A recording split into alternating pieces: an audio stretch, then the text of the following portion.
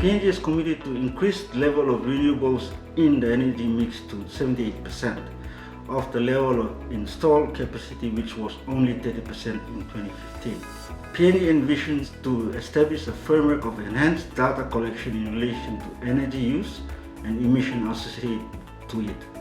In the AFUL sector, Papua New Guinea has pledged to reduce 860 gigaton of CO2 equivalent emission from deforestation and forest degradation, and to attain a total forest carbon stock value of 17.6 billion ton CO2 by 2030, 2.9 billion ton CO2 higher than 2015. To achieve these targets, PNG has highlighted in the implementation plan 12 action points. PNG is committed to a reduction in annual emission from deforestation and forest degradation due to agriculture expansion and commercial logging of 10,000 gigagram of CO2 equivalent compared to 2015 level.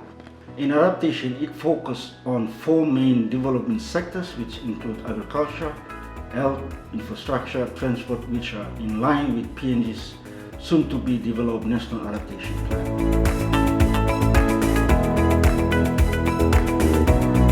So from the first Papua New Guinea's NDC, we have identified in our contributions 2 main sectors from mitigation, energy, and forestry sector.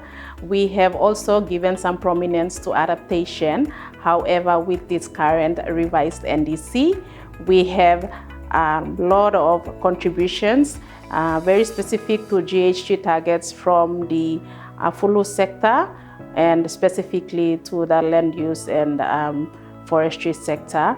We have GHG target specific. For the energy sector, we have non-GHG targets, and also, most importantly, the adaptation. We have identified quantifiable targets in 4 main priority areas for Papua New Guinea, and those areas are transport, infrastructure, health, and agriculture. So these priority areas are in line with the National Adaptation Plan, which is currently under development, and it will be endorsed by 2021. Also, another main difference is the implementation plan of the revised NDC that is as annexed to this revised NDC document for Papua New Guinea. And these are the main areas that are of the difference from the first NDC.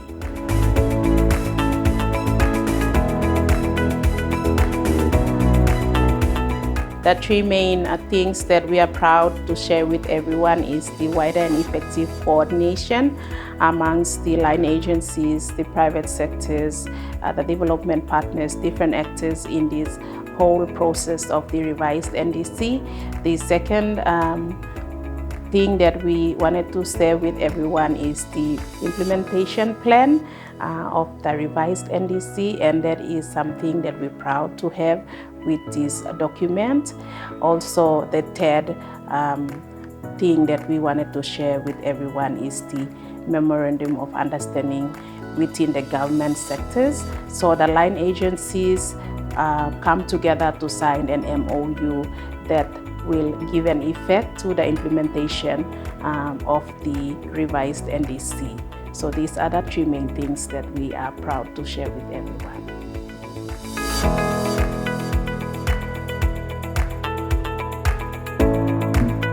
PNG in 2019 March became a member, and we were introduced to the CAPE program, which I was asked as a focal point to submit the proposal to NDC. It was successful. From there, we started our coordination between development partners, and also we have established our NDC Technical Working Committee. From there, we started to work on our work plan and our deadlines. We formulate our sub-technical working group and also our key stakeholders in the process of PNG's NDC. We had consultation workshop, inception workshop, with several lockdown sessions to look at our NDC, and also sub-technical working group to discuss our technical discussion on our targets. From there, we validated our results, and now I'm pleased to say that PNG has submitted its NDC to UNFCCC 2020.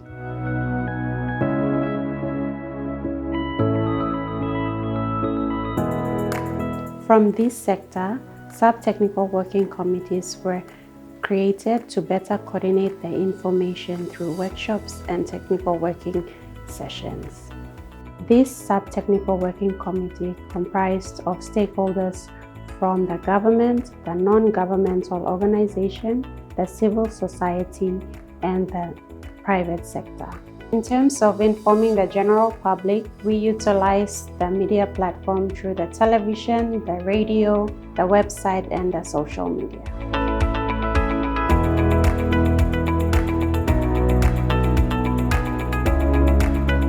PNG's priority for implementation is to look at the three main sectors in our revised NDC, that is the energy sector, AFLU sector, and adaptation. Energy, we are looking at introducing renewable energies. For AFLU, we are targeting the LULUCF sector, and adaptation, we are focused on the 4 priority areas that was identified under the adaptation section. From the priority areas, I am pleased that to say that it is a living document. We will revise, we will update as we go for the next revised NDC in 2025.